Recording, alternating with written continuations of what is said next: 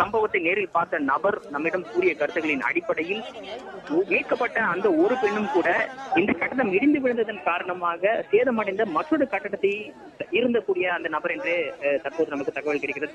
கட்டடத்தை கட்டக்கூடிய அந்த கட்டட தொழிலாளர்கள் எத்தனை பேர் மீட்கப்பட்டனர், எத்தனை பேர் உள்ளே இருந்தனர் என்பது போன்ற தகவல் தற்போது நமக்கு கிடைக்கவில்லை. நமக்கு தகவலின் அடிப்படையில் இந்த கட்டட இடிபாடுகளில் சிக்கியுள்ள தொழிலாளர்கள் ஒருவராவது மீட்கப்பட்டார்கள் என்பது குறித்த தெளிவான தகவல் இல்லை. அசிஃப், நீங்க தொடர்பிலே இருங்க, தொடர்ந்து பேசலாம். அடுத்ததாக மகாலிங்கம் நம்மோட இணைப்பில் இருக்கிறார். மகாலிங்கம், இந்த விபத்து குறித்து காவல்துறை தரும் முதற்கட்ட தகவல்கள் என்ன? கார்த்திகேயன், இந்த விபத்து என்பது எதிர்பாராத ஒன்று. திடீரென இந்த மலையில் இந்த விபத்து நடந்திருக்கிறது. ஆனால் இப்பொழுது காவல்துறை சார்ந்த சுமார் 50க்கும் அதிகமான படையினர் இங்கு குவித்திருக்கிறார்கள். காவல்துறை ஆணையர் சார்ஜ் இந்த பகுதியை பார்வையிட்டுக் கொண்டிருக்கிறார். இந்த சூழ்நிலையிலே தற்பொழுது இந்த விபத்திற்கு 2 காரணங்கள் சொல்லப்பட்டிருக்கிறது. முதல் காரணம், இந்த 11 மாடி கட்டிடத்தினுடைய தளம் சரியான முறையில் அமைக்கப்பட்டிருக்கிறதா என்பது மிகப்பெரிய கேள்விக்குறியாக இருக்கிறது. எனவே அது குறித்த மிகப்பெரிய சந்தேகம் காவல்துறைக்கு இருந்திருக்கு. அது குறித்த விசாரணை இப்பொழுது முடுக்கிவிடப்பட்டிருக்கிறது. காவல்துறையினர் அனைத்து துறைகளையும் ஒருங்கிணைத்து செயல்பட்டுக் கொண்டிருக்கிறார்கள். குறிப்பாக மீட்பு பணிக்குழு, மருத்துவர் குழு மற்றும் வருவாய் துறை சார்ந்தவர்கள் வந்திருக்கிறார்கள். தற்பொழுது காஞ்சிபுரம் மாவட்ட ஆட்சியர் இந்த இடத்தில் ஆய்வு செய்து கொண்டிருக்கிறார். என்னென்ன மீட்புக்கான கருவிகள் தேவை என்று பட்டியலிட்டு அதற்கான ஏற்பாடுகளை செய்து கொண்டிருக்கிறார். மேலும் கால்நடைத்துறை அமைச்சர் சின்னையா தற்பொழுது களத்தில் இருக்கிறார். அவரும் இது குறித்து என்னென்ன துரிதமாக மீட்பு பணிகளை செய்வதற்கு என்னென்ன ஏற்பாடுகள் வேண்டும் என்பது குறித்து ஆய்வு செய்து கொண்டிருக்கிறார். இந்த ஆய்வு பணிகள் தொடர்ந்து நடைபெற்றுக் கொண்டிருக்கிறது. 5க்கும் அதிகமான ஆம்புலன்ஸ்கள் மருத்துவ குழு துணையோடு வந்திருக்கிறார்கள். தனியார் மருத்துவமனையிலிருந்தும் அரசு மருத்துவமனையிலிருந்து ஆம்புலன்ஸ்கள் வந்திருக்கிறார்கள். மேலும் இந்த விபத்துக்கான காரணம் என்ன என்பது குறித்து விசாரிக்கிறதுக்கு தனி படைகள் அமைக்கப்பட்டிருப்பதாக சொல்லப்பட்டிருக்கிறது.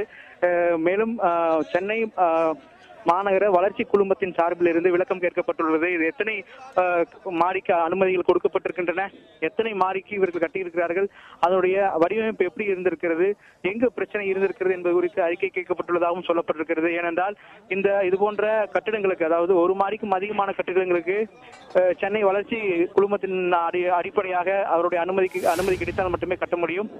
இந்த கட்டுமானத்தின் அடிப்படையில் என்ன தவறு நடந்திருக்கிறது என்று விஞ்ஞானபூர்வமாக ஆராயப்படும் என்று சொல்லப்பட்டிருக்கிறது. இது மட்டுமல்ல, அதே போல இன்னொரு 11 மாடி கட்டிடம் அருகில் இடியாமல் இருக்கிறது. அந்த கட்டிடத்தினுடைய தன்மை மிகவும் இருப்பதாக தற்பொழுது காவல்துறையினரும் மாவட்ட ஆட்சியரும் தெரிவித்திருக்கிறார், காஞ்சிபுரம் மாவட்ட ஆட்சியரும். எனவே இங்கிருந்து மீட்பு பணி செய்வதற்கு கூட மிகவும் அச்சமாக இருக்கிறது என்று அவர்கள் தெரிவித்திருக்கிறார்கள். தொடர்ந்து தற்பொழுது இந்த பகுதியில் அங்கிருந்து மக்களை அப்புறப்படுத்தும் பணி என்பது தொடர்ந்து நடைபெற்றுக் கொண்டிருக்கிறது.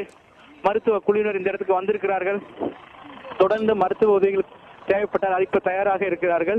5க்கும் மேற்பட்ட ஆம்புலன்ஸ்கள் இருக்கிறது. இந்த மீட்பு பணி தொடர்ந்து வேகப்படுத்துவதற்கான முக்கியமான அனைத்து நடவடிக்கைகள் எடுக்கப்பட்டு வருவதாக இப்பொழுது மாவட்ட ஆட்சியர் நம்மிடம் தெரிவித்தார். ஆனால் இது ஒரு மணி நேர தாமதத்திற்கு காரணம் இருட்டாக ஆகிவிட்டது காரணமாக, மோசமான வானிலை காரணமாக, தற்பொழுது மிக மோசமான வானிலை காரணம் தென்பட்டுக் கொண்டிருக்கிறது. மழையும் தூறி கொண்டிருக்கிறது என்று சொல்ல வேண்டும்.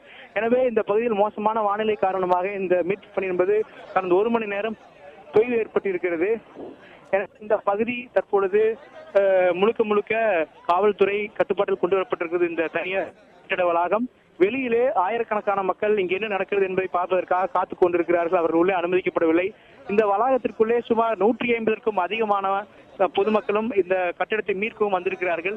அதற்கு அருகில் உள்ள கட்டிடம் தற்பொழுது மிகவும் பலவீனமாக இருப்பதாக சொல்லப்பட்டிருக்கிறது. அதில் உள்ள சில தூண்களும் சில அடி கீழே இறங்கியிருப்பதாகவும் சொல்லப்பட்டிருக்கிறது. எனவே இந்த பகுதியிலிருந்து பொதுமக்களை அப்புறப்படுத்த வேண்டும் என்று காவல்துறையினர் முனைப்பு காட்டி வருகிறார்கள். மீட்பு பணி மிகவும் மெதுவாகத்தான் சென்று கொண்டிருக்கிறது என்பதை நேரடியாக பார்க்க முடிகிறது. ஏனென்றால் மீட்பு பணியில் பல குழப்பங்கள் இருக்கிறது. ஏனென்றால் இந்த கட்டிடங்கள் எப்படி விழுந்திருக்கின்றன என்பதை கண்டறிய மிக சிக்கலான ஒரு விஷயமாக இருக்கிறது. ஒரு தூணை எடுத்தால் அதன் மேல் இன்னொரு தூண் இருப்பதை பார்க்க முடிகிறது. எனவே குறுக்கும் நெடுக்குளுமாக கட்டப்பட்ட கட்டிடங்கள், கம்பிகள், சார கம்பிகள், இப்படி பல்வேறு குளறுபடிகள் இருக்கின்றன. ஒரு மீட்பு பணியை ஏற்படுத்துவதற்கு மிகவும் சிக்கலான தன்மை ஈடுத்து வருவதாக இந்த அதிகாரிகள் தெரிவிக்கிறார்கள். இந்த பணியில் ஈடுபட்டுள்ள அதிகாரிகளிடம் பேசினோம். அப்பொழுது மிகவும் சவாலாக இருக்கிறது என்று தெரிவித்தார்கள். ஏனென்றால் இதனுடைய இடிபாடு என்பது கட்டப்பட்ட கட்டிடம் வித்தியாசமான இடிபாடு இருக்கும், பாதி கட்டி முடிக்கப்பட்ட கட்டிடம் பாதி வித்தியாசமாக இருக்கும். அந்த கட்டுமானங்களை அப்புறப்படுத்துவது என்பது மிகவும் சிரமமான காரியம் என்று அவர்கள் இருக்கிறார்கள். போதிய வெளிச்சம் இல்லாததால் கிட்டத்தட்ட 40 நிமிடங்கள் இந்த மீட்பு பணியில் நிறுத்தி வைக்கப்பட்டதாகவும் சொல்லப்பட்டிருக்கிறது. தற்பொழுது விளக்குகள் பொருத்தப்பட்டு மீண்டும் இதனுடைய மீட்பு பணிகள் தொடர்ந்து நடைபெற்றுக் கொண்டிருக்கின்றன. நாம் அதை நேரடியாக பார்த்துக் கொள்ள முடிகிறது. மேலும் பல தொழிலாளர்கள் உள்ளே சிக்கியிருக்கக்கூடும் என அச்சம் தெரிவிக்கப்பட்டிருக்கிறது. ஒருவர் இருந்திருக்கக்கூடும் என்ற தகவலும் இருக்கிறது. அது மட்டுமல்லாது 5க்கும் மேற்பட்டோர் மருத்துவமனையில் அனுமதிக்கப்பட்டிருக்கிறார்கள் காயத்தோடு என்றும் சொல்லப்பட்டிருக்கிறது. இந்த பகுதி முழுவதும் தற்பொழுது காவல்துறையினர் தங்களுடைய கட்டுப்பாட்டில் கொண்டு வந்து கொண்டிருக்கிறார்கள். தேவையில்லாமல் இங்கு நிற்கும் பொதுமக்களை அப்புறப்படுத்தும் பணியை காவல்துறை ஈடுபட்டுக் கொண்டிருக்கிறார்கள். மாவட்ட ஆட்சியர் இங்கிருந்து அனைவரையும் வெளியேறுமாறு கேட்டுக் கொண்டிருக்கிறார். நாம் தற்பொழுது இந்த கட்டிடத்தை இடிபாடு சிக்கியிருந்த மக்கள் மத்தியில் நாம் நின்று கொண்டு பேசிக் கொண்டிருக்கிறோம். தனியார் அமைப்பை சார்ந்தவர்கள் மற்றும் அரசு அமைப்பை சார்ந்தவர்கள், பல்வேறு தனியார் கட்டமைப்பு பொறியாளர்கள், வல்லுநர்கள் வந்திருக்கிறார்கள். அவர்களுடைய ஆலோசனை அடிப்படையில் இந்த மீட்பு பணி என்பது தொடர்ந்து நடைபெற்றுக் கொண்டிருக்கிறது. மகாலிங்கம், நீங்க தொடர்பிலே இருங்க, நம்ம தொடர்ந்து பேசலாம். தற்போது நமது செய்தியாளர் தேவப்பிரியன் களத்தில் இருக்கிறார், அவருடன் பேசலாம். தேவப்பிரியன், அங்க இருக்கிற பொதுமக்கள்கிட்ட நீங்க பேசுறீர்களா? இந்த கட்டடம் எத்தனை ஆண்டுகளாக கட்டப்பட்டு வருகிறது? அவர்கள் இது பற்றி என்ன கருத்துக்களை சொல்கிறார்கள்? நிச்சயமா கார்த்திகேயன், அதாவது இந்த கட்டிடம் கிட்டத்தட்ட ஒரு 2 ஆண்டுகளாக தொடர்ச்சியாக கட்டப்பட்டு வருது. ஆனா இந்த கட்டிடம் கட்டப்படுவதற்கு முன்பே இந்த பகுதி ஒரு நீர்நிலை சார்ந்த ஒரு பகுதி அப்படின்ற மாதிரி இந்த பகுதியில வசிக்கக்கூடிய பொதுமக்கள் கருத்து தெரிவிச்சிருக்காங்க. அது மட்டும் இல்லாமல் இந்த கட்டிடம் கட்டப்படும் போதே ஒரு சில விதிமுறைகள் அப்படின்னு சொல்லிட்டு எதுவுமே பெருசா கடைபிடிக்கப்படலை அப்படின்னு சொல்லிட்டு அந்த பொதுமக்கள் கருத்து தெரிவிச்சிருக்காங்க. இன்னொரு விஷயம், மிக முக்கியமா நம்ம கவனிக்க வேண்டிய விஷயம் என்ன அப்படின்னு பார்த்தீங்கன்னா, இப்ப நம்ம இருக்கக்கூடிய இந்த பகுதியில, இந்த விபத்து நடந்த இந்த பகுதியில முற்றிலுமாக அதில் பயன்படுத்தப்பட்ட கம்பிகள் கூட ஒரு பெரிய அளவுக்கு ஒரு பெரிய அந்த 12 மாடி கட்ட உகந்த கம்பிகள் பயன்படுத்தல அப்படின்ற சொல்லியிருக்காங்க. குறிப்பா இங்க மீட்பு பணியில் ஈடுபட்டிருக்கக்கூடிய அந்த கட்டிட வல்லுநர்களும் அது குறித்த கண்டிப்பா கவலை. அதாவது 12 அடுக்குமாடி கட்டிடம் கட்டும்போது பல்வேறு விஷயங்கள், அதாவது குறிப்பா அதுக்கு மிக முக்கியமா இருக்க வேண்டியது கம்பிகள். இந்த கம்பிகளை பயன்படுத்தல பெரிய அளவுக்கு அக்கறை எடுத்துக்காத மாதிரி தான் தெரியுது. ஏன்னா இவ்வளவு மிக உயர்ந்த ஒரு வலுவான ஒரு கட்டிடம் கட்டப்படும் போது அதற்கு இத்தனை மில்லிமீட்டர் தகுந்த ஒரு கம்பிகள் பயன்படுத்தப்பட்டிருக்கணும். ஆனா அந்த கம்பிகளை முற்றிலுமா பயன்படுத்தல. ஏன்னா உடஞ்சி விழுந்திருக்கும் நம்ம பார்க்கும்போது உண்மையா தெரியும் உங்களுக்கு எந்த அளவுக்கு மிக மெல்லிதான ஒரு கம்பிகள் பயன்படுத்தப்பட்டிருக்கு அப்படின்னு சொல்லிட்டு நிச்சயமா தெரியும். அது மட்டும் இல்லாமல் தற்போது இந்த மீட்பு பணிகள் அப்படின்னு சொன்னா முழு வெற்றில் ஒன்றும் தொடங்கல் அப்படின்னு சொல்ல முடியும். ஏனென்றால் கிட்டத்தட்ட அந்த மொத்தமா அந்த கொலாப்ஸ் பில்டிங்க்கு மேல அந்த டோட்டலா பக்கவாட்டில் இருக்கக்கூடிய பில்லர் மொத்தமா அமுக்கிட்டு இருக்கனாலையும், அது மட்டும் இல்லாமல் அந்த கம்பிகள் அங்கங்க துண்டி இருக்கனாலையும் இந்த மீட்பு பணிகள் முழு வெற்றில் இப்ப தொடங்கல. அது மட்டும் இரவு நேரம் தற்போது மழை பெய்து இருப்பதன் காரணமாகவும் தற்போது எந்தெந்த பகுதியிலிருந்து அந்த அதில் சிக்கியர்களுடைய ஓசை கேட்குதோ, அவங்களுடைய உதவிக்குரல் கேட்குதோ அந்த பகுதியில கவனம் செலுத்தி அங்க இருக்கக்கூடிய மீட்பதற்கான நடவடிக்கை தற்போது தொடங்கி இருக்கு. அது மட்டும் இல்லாமல் அருகில் இருக்கக்கூடிய மற்றொரு கட்டிடமும் தற்போது ஆபத்தான நிலையில் இருப்பதாக இங்க இருக்கக்கூடிய காவலர்கள் அங்கிருந்து அருகில் இருக்கக்கூடிய பொதுமக்களை தற்போது அப்புறப்படுத்திக் கொண்டிருக்கிறார்கள். தொடர்ச்சியாக இரவு நேரம் அப்படின்ற காரணத்திற்காக தற்போது மின் விளக்குகள் பொருத்தப்பட்டு இன்னும் சற்று நேரத்தில் முழு வீச்சில் இந்த மீட்பு பணி தொடங்குவதற்கான வாய்ப்பு இருப்பதாக அதிகாரிகள் தெரிவிச்சிருக்காங்க. தொடர்ச்சியாக இன்னொரு விஷயம், கவனிக்க வேண்டிய விஷயம் என்னன்னா, இது போன்ற ஒரு கட்டிடங்கள் 12 அடுக்குமாடி கட்டிடங்கள் கட்டப்படும் போது அதற்கு அடிப்படையாக கவனிக்க வேண்டிய விஷயம் அப்படின்றது மண்ணோட உறுதித்தன்மை அப்படின்னு சொல்லிட்டு பார்க்கப்பட வேண்டும். ஆனால் இந்த விஷயத்துல மண்ணோட உறுதித்தன்மை அப்படின்னு சொல்லிட்டு பார்க்கப்படலை அப்படின்னு சொல்லிட்டு ஒரு சில கட்டிட வல்லுநர்கள் சொல்லியிருக்காங்க. ஏனென்றால் ஒரு நீர்நிலையில பகுதியில 12 அடுக்கு மாடி அப்படின்னு சொல்லிட்டு அனுமதி தரது நிச்சயமா அனுமதி கொடுக்க கூடாது. அந்த நீர்நிலைகள் போன்ற பகுதியில எல்லாம் 12 அடுக்கு மாடி கட்டுவதற்கு அனுமதி கொடுக்கவே கூடாது அப்படின்னு சொல்லியிருக்காங்க. ஆனா இந்த விஷயத்துல எந்த அளவுக்கு அது கடைபிடிக்கப்பட்டது அப்படின்றது மிகப்பெரிய கேள்விக்குறி அப்படின்னு தான் சொல்ல முடியும். அது மட்டும் இல்லாமல் இதுக்கு நாம் இந்த கட்டிட பகுதியில் உள்ளே வரும்போது ஒரு சில பகுதினா இது முழுவதுமாக ஒப்புதல் கொடுக்கப்பட்டு, அதாவது வங்கிகள்ல கூட கடனுதவி பெறுவதற்கான அந்த அளவுக்கு வங்கிகள் கடனுதவி அப்படின்றது அனைத்து விதமான ஒப்புதல் பெறப்பட்ட பின்புதான் வங்கிகள் கடனுதவி அளிக்கும். ஆனா இந்த விஷயத்தை பொறுத்த வரைக்கும் வெளியிலிருந்து ஒரு சில தனியார் வங்கிகள் அவர்களுக்கு கடனுதவி அளிக்க தயாராக இருக்கிறோம், அப்ரூவ் பிளாட் அப்படின்ற மாதிரி தெளிவா போட்டிருக்காங்க. அதனால இந்த விஷயத்தை பொறுத்த வரைக்கும் எந்த அளவுக்கு இதுல விதிமுறைகள் கடைபிடிக்கப்பட்டிருக்கு, உண்மையாகவே விஞ்ஞான ரீதியாக கணக்கிடப்பட வேண்டிய பல விஷயங்கள் கவனத்தில் கொள்ளப்பட்டதா அப்படின்றது மிகப்பெரிய கேள்விக்குறி தான் கார்த்திகேயன். தேவப்பிரியன், நீங்க தொடர்பில் நீங்க தொடர்ந்து பேசலாம். மகாலிங்கம், இப்ப தேவப்பிரியன் சொன்ன கருத்துக்களை எடுத்துக்கொண்டு பார்க்கிற பொழுது நீர்நிலையில் அந்த கட்டடம் கட்டப்பட்டிருப்பதாக தெரிய வருகிறது. அதே போன்று தரமற்ற பொருட்களை கொண்டு அந்த கட்டடம் கட்டப்பட்டிருப்பதாகவும் தகவல்கள் தெரிய வருகிறது. இதன் அடிப்படையில் காவல்துறை என்ன மாதிரியான நடவடிக்கைகளை இந்த கட்டிட உரிமையாளர்கள் மீது எடுக்க முடியும்? நிச்சயமாக கார்த்திகேயன், காவல்துறை இந்த கட்டிட உரிமையாளர் மீது கட்டாயமாக நடவடிக்கை எடுக்க முடியும். ஏனென்றால் இந்த கட்டிட இடிபாடுகள் சம்பந்தமாக மிக மோசமாக கவனக்குறைவாக இந்த கட்டிடம் கட்டப்பட்டிருக்கிறது. எனவே இந்த கட்டட விபத்திற்கு கட்டட உரிமையாளரும் கான்ட்ராக்டரும் இதற்கு முழுமையான பொறுப்பு இந்த வடிவமைப்பாளரும் ஏற்பார்கள் என்று சொல்லப்பட்டிருக்கிறது. முதல் கட்டமாக காவல்துறையினர் தனிப்படை அமைத்து அவரிடம் விசாரணை நடத்த திட்டமிட்டிருக்கிறார்கள். மேலும் சொல்ல வேண்டுமானால் மீட்பு பணிகளை முழுமையாக முடித்துவிட்டு தான் அந்த பணிகளுக்கு மிக அதிக முக்கியத்துவம் காவல்துறை தரப்பில் கொடுக்கப்படும் என்று சொல்லப்பட்டிருக்கிறது. ஆனால் இந்த பிரச்சனையை பொறுத்த வரைக்கும் களத்திலிருந்து பார்க்கும் பொழுது அவர்கள் எது போன்ற உபகரணங்களை பயன்படுத்தி இருக்கிறார்கள், எது மாதிரியான பொருட்கள் அதில் பயன்படுத்தப்பட்டிருக்க வேண்டும், ஆனால் எது போன்ற பொருட்கள் பயன்படுத்தினார்கள் என்ற கேள்வி எழுகிறது. அது மட்டுமல்ல, மோசமான வடிவமைப்பு தான் இதற்கு காரணமா? இந்த மிகப்பெரிய கட்டிடம் கட்டப்பட்டது, அதனுடைய தரைத்தளம் வலுவாக்கப்பட்டிருக்கிறதா, இதனுடைய அடித்தளம் வலுவாக அமைக்கப்பட்டிருக்கிறதா, இதை தாங்கக்கூடிய திறன் அதற்கு இருக்கிறதா, இந்த ஒரு 2 மீட்டர் மழையிலேயே இந்த கட்டிடம் இடிந்து விழுவதற்கான காரணங்கள் என்ன, இப்படி பல கோணங்களில் விசாரணை இருக்கும். கட்டாயமாக இதில் பலியானவர்களுக்கோ பலியாகும் வாய்ப்பு இருந்தால் பலியானவர்களுடைய குடும்பத்திற்கோ அல்லது இந்த சம்பவத்திற்கு அவர்கள் பொறுப்பேற்றுத்தான் ஆக வேண்டும் என்ற ஒரு சூழல் இருக்கிறது. எனவே காவல்துறை தரப்பில் அது சம்பந்தமான விசாரணை நடந்து கொண்டிருக்கிறது. தற்பொழுது அனைத்து துறை சார்ந்த கவனமும் தற்பொழுது மீட்பு பணியில் தான் இருக்கிறது என்றுதான் சொல்ல வேண்டும். மீட்பு பணியை வேகப்படுத்தி உடனடியாக, ஏனென்றால் ஒவ்வொரு நிமிடமும் உள்ளே இருப்பவர்களுடைய உயிரை காப்பாற்ற வேண்டிய ஒரு மிகவும் உன்னதமான நிமிடம். ஒவ்வொரு நிமிடமும் நாம் அதை காத்திருக்க கூடாது என்று சொல்லப்படுகிறது. தற்பொழுது கண்முன்னே ஒருவர் கட்டிடத்திற்குள் இடிபாட்டுக்குள் சிக்கி இருந்த ஒருவருடைய உடல் எடுக்கப்படுகிறது. அவர் ஒருவரை காவல்துறை மீட்பு பணித்துறையிடம் எடுத்து வருகிறார்கள். அவர் எந்த அளவுக்கு அவருடைய உடல்நலம் எப்படி இருக்கிறது என்பதை நாம் பார்த்து கொண்டிருக்கிறோம். அந்த காட்சியை நாம் பார்க்க முடிகிறது. மீட்பு பணி அதிகாரிகள் தற்பொழுது ஒரு நபரை கட்டட இடிபாட்டுக்குள் மீட்டுக் கொண்டிருக்கிறார்கள். இந்த சம்பவத்தில் பார்த்தோமானால் கட்டாயமாக கட்டட உரிமையாளருக்கும் இந்த கட்டடத்தை கட்டியவர்களுக்கும் இதை வடிவமைப்பதற்கும் பொறுப்பு இருக்கும் என்று காவல்துறை தரப்பில் தெரிவிக்கப்பட்டிருக்கிறது. மீட்பு பணிகளுக்கு பிறகு இது குறித்து முழுமையான ஆய்வுகள் நடத்தப்படும். அவர்கள் மீது சட்டப்படி வழக்குகள் தொடுக்கப்படும், அவர்கள் கைது செய்யப்படும் வாய்ப்பு இருக்கிறது என்று சொல்லப்பட்டிருக்கிறது. நிச்சயமாக மகாலிங்கம், இந்த சற்று முன் நமக்கு கிடைத்த தகவல் படி இந்த சம்பவத்திற்கு யார் காரணமானவர்களோ அவர்கள் மீது நடவடிக்கை எடுப்பதற்கு முதலமைச்சர் ஜெயலலிதா அவர்கள் உத்தரவு பிறப்பித்திருக்கிறார்கள். நீங்க தொடர்பில் நீங்க தொடர்ந்து பேசலாம். ஆசிஃப், இது போன்ற விபத்துக்கள் பொதுமக்களுக்கு எந்த அளவுக்கு பாடமாக அமைகின்றன?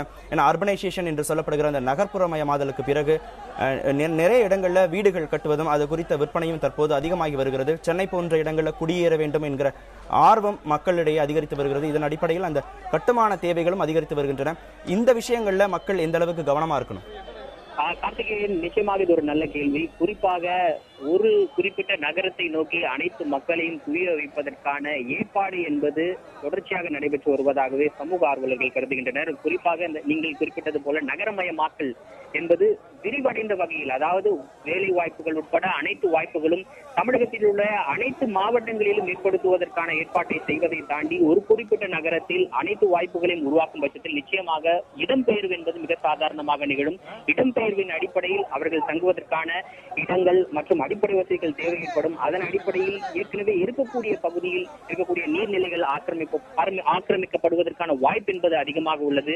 அதன் அடிப்படையில் சென்னையை குறித்து பார்க்க வேண்டும் என்றால் கடந்த 20 வருடத்தில் கூட சென்னையினுடைய வளர்ச்சி என்பது ஒரு அசுர வளர்ச்சி என்றே கூறலாம். குறிப்பாக செயல்பாட்டாளர்களை பொறுத்தவரை குறிப்பிடுவார், அதாவது உலகமயமாக்கலுக்கு பிறகு சென்னையினுடைய வளர்ச்சி என்பது அது ஒரு முழுமையான வளர்ச்சி, அதாவது ஒருங்கிணைந்த வளர்ச்சி கிடையாது என்று கூட அவர்கள் அடிக்கடி குறிப்பிடுவார்கள்.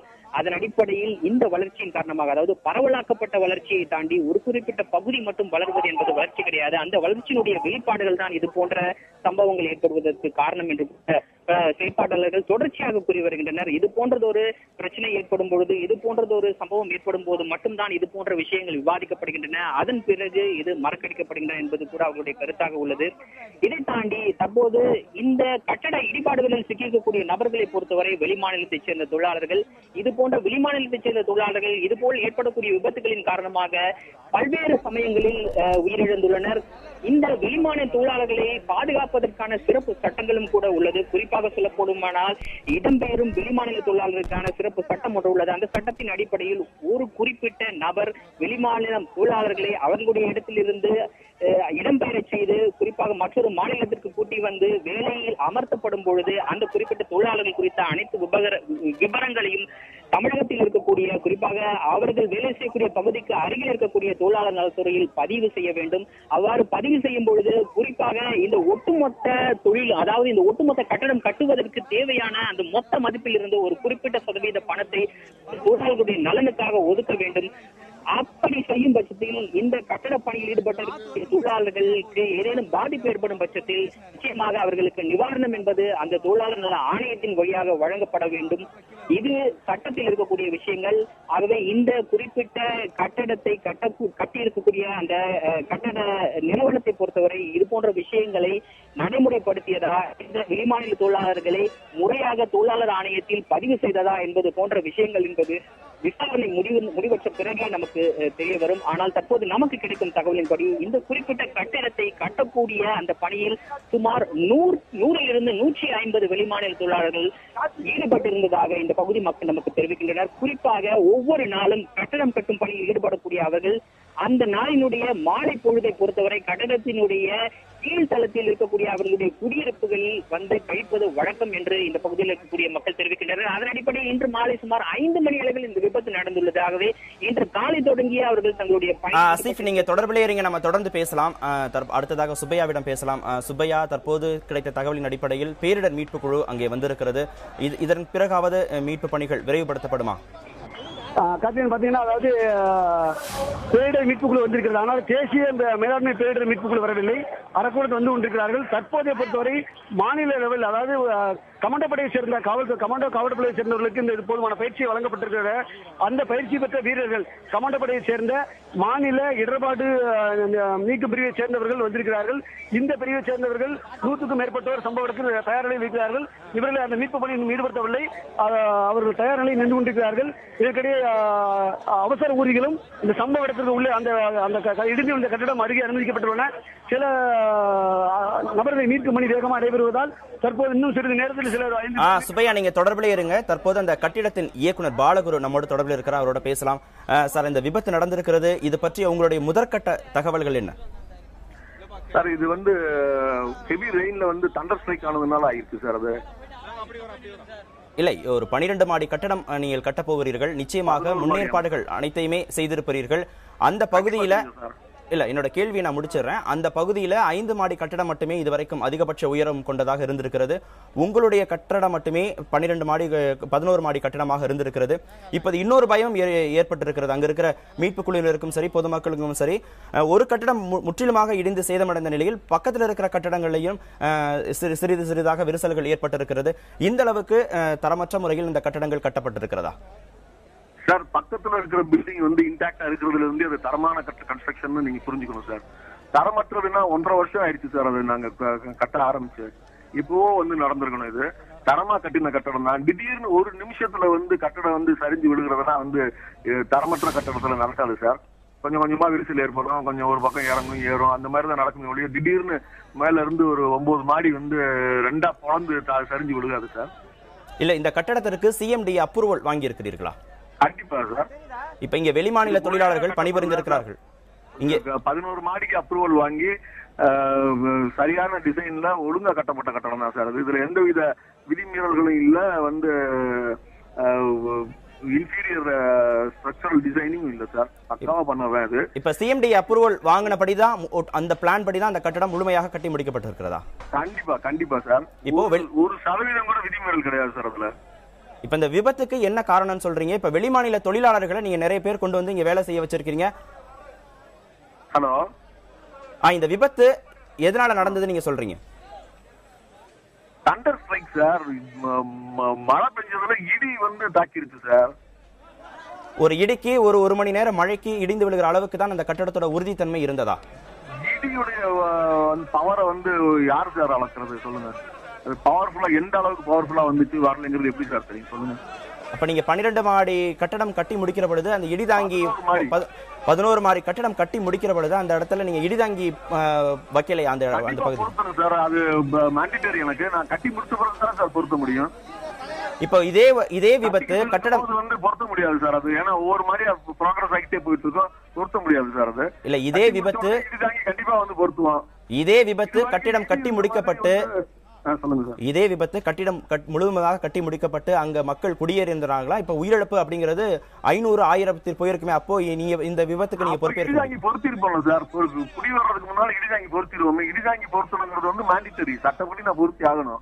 கட்டடம் கட்டி முடிக்கும் போது முடிச்ச பிறகு மக்கள் குடியேறதுக்கு முன்னால இடிதாங்கி நான் பொருத்தி வரணும். அதுல அது வந்து எனக்கு மேண்டிட்டரி. இது அப்ப இடிதாங்கி இருந்திருக்கும், இப்ப யாருக்குமே சேதம் இருக்காது சார். இப்ப இந்த பகுதியில் இருக்கிற ஒரு சில பொதுமக்கள் எங்களோட தொலைபேசி இணைப்புல வந்து சொல்லும்போது அந்த பகுதி ஏற்கனவே வந்து ஏரியாக இருந்தது, இப்போது கட்டடம் கட்டப்பட்டிருக்கிறதா சொல்லப்படுகிறது.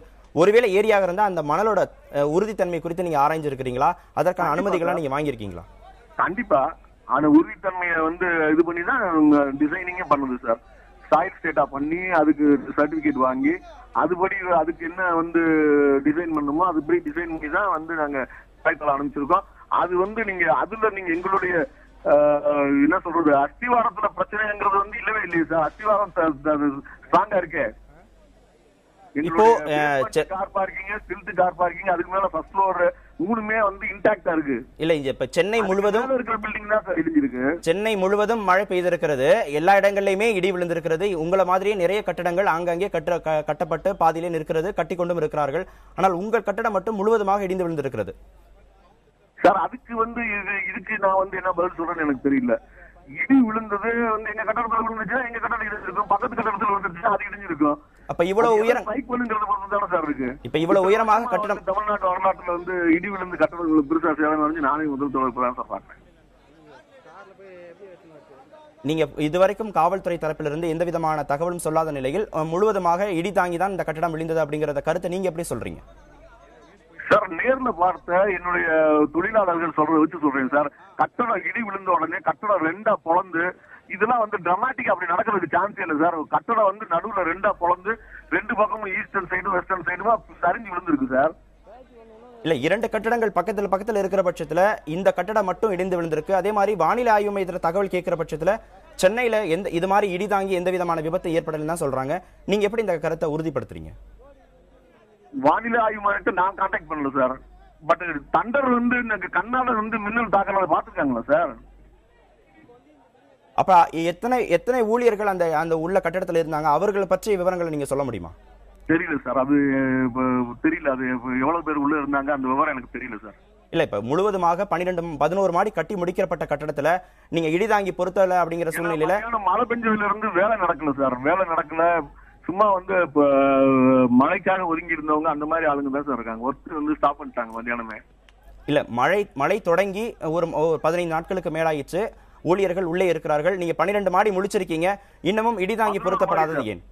11 மாடி சார், இன்னும் பினிஷ் ஆகல சார் பில்டிங். இன்னும் வந்து வாட்டர் டேங்க் போட வேண்டி இருக்குது, இன்னும் வேலை இருக்கு சார். அதுல 11 மாடிக்கு ஃப்ளோரிங் போட்டிருக்காங்க, அவ்வளவுதானே ஒழிய அதுல முழுமையா வேலை முடியலையே சார். இல்ல, விபத்து நடந்திருக்கிறது குறித்து உங்களுக்கு தகவல் நிச்சயமாக அங்க இருக்கிற சூப்பர்வைசர் சொல்லியிருப்பாரு, எத்தனை பேர் உள்ள இருந்தாங்க, எத்தனை பேர் மாட்டிட்டு இருக்காங்க அப்படின்னு.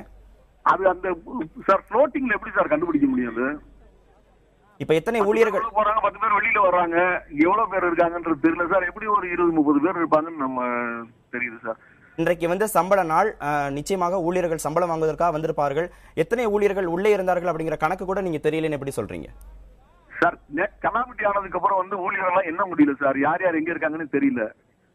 இப்ப 2 வருடங்களாக இந்த கட்டடங்கள் கட்டப்பட்டு வரதா சொல்லுது. போன மழைக்கெல்லாம் இந்த கட்டடங்கள்ல எந்த விதமான பாதிப்பும் இல்லையா? திடீரென்று இந்த கட்டடம் தற்போது இடிந்து விழுந்திருக்கிறது. ஆமா சார், ஆமா. இதுக்கு முன்னால ஹெவி ரெயின்ல எல்லாம் ஒன்றும் ஆகல சார். அது இப்ப நேரடியாக உங்களுடைய கட்டுமான நிறுவனத்தின் மூலமாக இந்த கட்டட பணிகள் நடந்து வருகிறதா, அல்லது கான்ட்ராக்ட் மூலமாக இந்த பணிகள் நடந்து வருகிறதா? நேரடியா நாங்க சார் கட்டுறோம். இப்ப இதுல சிக்கி இருக்கிறவர்கள் யார் யார் என்ற விவரங்களை இதுவரைக்கும் உங்களால சேகரிக்க முடியலையா? சேகரிக்க முடியல சார். எங்களோட கண்ட்ரோல்ல இல்ல. இப்ப சைட்டு எல்லாம் ரெஸ்கியூ ஆபரேஷன்ஸ் நடக்கிறதுனால பக்கத்துலயே எங்களால போக முடியல, ஒர்க்கர்ஸ் இது பண்ண முடியல. அது நிறைய கூட்டம் இருக்கு சார் உள்ள, எங்களால ஒண்ணுமே செய்ய முடியல சார். இப்ப இறுதி கட்டமாக உள்ள எத்தனை பேர் இருக்காங்களோ உங்களோட தோராயமா கூட உறுதிப்படுத்த முடியாதா? முடியாது சார், முடியாது. இப்ப மீட்பு குழுவினர் என்ன சொல்றாங்கன்னா, பக்கத்துல இருக்கிற கட்டணமும் மோசமான நிலையில இருக்கு, எங்களுக்கு மீட்பு பணியில ஈடுபடுறதுக்கு எங்களுக்கு பயமா இருக்கு அப்படிங்கிற கருத்தை செய்தியாளர்கள்ட்ட சொல்லியிருக்காங்க. அது தெரியல சார், ஆனா பக்கத்து கட்டணம் வந்து ஸ்ட்ராங்கா தான் சார் இருக்கு. இப்ப இந்த விபத்து முழுவதுக்கும் நீங்கள் வந்து பொறுப்பேற்றுக்கிறீங்களா? இதற்கான முழு விசாரணைக்கு நீங்க ஒத்துழைப்பு கொடுப்பீங்களா? அது எனக்கு புரியல சார் நீங்க சொல்றது. யார் விசாரிக்க போறாங்க? இந்த விபத்து முழுவதுக்கும் நீங்கள் ஒத்துழைப்பு கொடுத்துதான் நானு. இந்த விபத்து முழுவதுக்கும் நீங்க பொறுப்பேற்றுக்கிறீங்களா? விபத்துக்கு நான் எப்படி சார் பொறுப்பேற்க முடியும்? நேச்சுரல் கலாமிட்டிக்கு நீங்க பொறுப்பேற்பீங்களா? இப்போ இந்த விபத்துல நிறைய வெளிமாநில தொழிலாளர்கள் இறந்திருக்காங்க, மற்ற தொழிலாளர்கள் இறந்திருக்காங்க. வீடு வாங்கினவங்களுக்கு நீங்க என்ன பதில் சொல்ல போறீங்க? உங்களுக்கு ரிப்போர்ட் வந்திருக்கா இறந்திருக்காங்கன்னு? அது பற்றிய தகவல் நாங்க பதிவு செய்துட்டு உங்கள்ட்ட கேட்கிறோம். இல்ல சார், இது வரைக்கும் வந்து காயமடைந்தவர்களையோ இறந்தவர்களை பத்தியோ எந்த விதமான நியூஸ் இல்ல. உங்க தரப்புல இருந்து உங்க தரப்புல இருந்து யாராவது மருத்துவமனைக்கு போயிருக்கிறாங்களா இது வரைக்கும்? உங்க தரப்புல இருந்து யாராவது தனியார் மருத்துவமனைக்கு, ராமச்சந்திரா மருத்துவமனைக்கு காயம்பட்டவங்களையோ அங்க இருக்கிற ஒரு தொழிலாளி பலியா இருக்கிறான்னு சொல்றாங்க, அது பற்றிய தகவல்களை சேகரிக்கிறதுக்கு உங்க தரப்புல இருந்து யாரையும் மருத்துவமனைக்கு போயிருக்காங்களா? போயிருக்காங்க சார், போயிருக்காங்க. அவர்கள் இந்த தகவல் எதையுமே இன்னும் ஒரு உறுதிப்படுத்தலையா? சரி, இன்னும் உறுதிப்படுத்தல சார். உங்க நிறுவன பணியாளர்களுடைய பாதுகாப்பை நீங்க எப்படி உறுதி செய்ய போறீங்க? புரியல சார் எனக்கு. உங்க நிறுவனத்துல வேலை பார்க்கிற தொழிலாளர்களுடைய பாதுகாப்பை இனி வரும் காலங்களில் நீங்க எப்படி உறுதி செய்ய போறீங்க? இனி வரும் காலங்களில் எப்படி உறுதி செய்ய போறோம்னா, ஏற்கனவே சேஃப்டி மெஷர்ஸ் எல்லாமே பக்காவா தான் சார் பண்ணிருக்கோம். இனிமேல இங்க இருக்கிற டவர்லயும் வந்து இடிதாங்கி பொறுத்துற வேலையை உடனடியாக பார்க்க ஆரம்பிக்கிறது. இல்ல, இவ்வளவு பெரிய விபத்துக்கு பிறகு இந்த முடிவை எடுப்பவர்கள் ஏற்கனவே எடுத்திருந்தா இந்த விபத்து நடந்திருக்காது இல்லையா சார்? இடி தாங்கி இடி விழுகும், இது வந்து யாருமே எதிர்பார்க்காம நடக்கிற ஒண்ணு சார். இல்ல, நீங்க முடிஞ்ச பிறகு அது அந்த பூச்சி வேலையெல்லாம் முடிஞ்ச பிறகு அதுல வெளியில பதிச்சு கொண்டு வரணும் சார். அந்த இல்ல, இதை வந்து நீங்க பட்டையை பதிச்சு கொண்டு வரணும். இதை நீங்க கோடை காலத்துல சொல்லியிருந்தா கூட பரவாயில்ல. மழைக்காலம் வரப்போகிறது, நிச்சயமாக மழை பெய்யும், இடி இடிக்கும் அப்படிங்கிற ஒரு முன்னெச்சரிக்கை நடவடிக்கையா கூட இந்த பணிகளை செய்யாம இருக்கிறது நிச்சயமாக வருத்தம் அளிக்கிறது. நீங்க தொழிலாளர்களுடைய பாதுகாப்பில் இந்த அளவுக்கு அலட்சியமாக இருப்பது அப்படிங்கிறது மிகவும் வருந்தத்தக்க ஒரு விஷயம். தகவலை வந்து உங்களுடைய கருத்துக்களை பதிவு செய்தீர்கள். நன்றி. சென்னை போரூர் அருகே 11 மாடி கட்டடம் இடிந்து விழுந்து கிட்டத்தட்ட 40க்கும் மேற்பட்டவர்கள் இடிபாடுகளுக்குள் சிக்கியிருப்பதாக சொல்லப்படுகிறது. 9 பேர் மருத்துவமனையில் அனுமதிக்கப்பட்டிருப்பதாகவும் அதில் ஒருத்தர் உயிரிழந்திருப்பதாகவும் தற்போது நமக்கு தகவல்கள் வந்திருக்கின்றன. முழுவதுமாக நீர்நிலை இருந்த பகுதியில் இந்த கட்டடம் கட்டப்பட்டிருப்பதாகவும் தரமற்ற பொருட்கள் பயன்படுத்தப்பட்டிருப்பதாகவும் முதற்கட்ட தகவல்கள் வந்திருக்கின்றன. ஆனால் இது குறித்த உறுதியான தகவல்கள் நமக்கு எதுவும் இல்லை. இடிதாங்கி இந்த கட்டடம் இடிந்து விழுந்ததாக அந்த கட்டடத்தோட இயக்குனர் சொல்லியிருக்கிறார். காவல்துறை விசாரணைக்கு பிறகு முழுமையான தகவல்கள், உறுதியான தகவல்கள் நமக்கு கிடைக்க வரும். இருந்தாலும் கூட இந்த விபத்து எத்தனை பேரை பலி வாங்கி இருக்கிறது, எத்தனை பேரை காயப்படுத்தி இருக்கிறது என்பது குறித்த தகவல்கள் நிச்சயமாக விரைவில் நமக்கு தெரிய வரும். இந்த பகுதிக்கு தேசிய பேரிடர் மீட்பு குழு அதிகாரிகள் சம்பவ இடத்திற்கு விரைந்திருக்கிறார்கள். 260 பேர் கொண்ட குழு விரைந்திருக்கிறது. இரவு நேரம் என்பதாலும் மழை நேரம் என்பதாலும் சற்றே மீட்பு பணிகளில் தாமதம் ஏற்பட்டு வருகிறது. இந்த விபத்து நிச்சயமாக இனி வரும் காலங்களில் கட்டட பணியில் ஈடுபட்டிருப்பவர்களுக்கும் அதில் வேலை செய்ய போகிற தொழிலாளர்களுக்கும் இதை வாங்கும் வாடிக்கையாளர்களுக்கும் மற்றும் பொதுமக்கள் எல்லோருக்குமே ஒரு பெரிய பாடமாக இருக்கும் என்பதில் மாற்று கருத்து இல்லை. ஒரு சிறிய இடைவேளைக்கு பிறகு செய்தி தொகுப்புகளை தொடர்ந்து பார்க்கலாம்.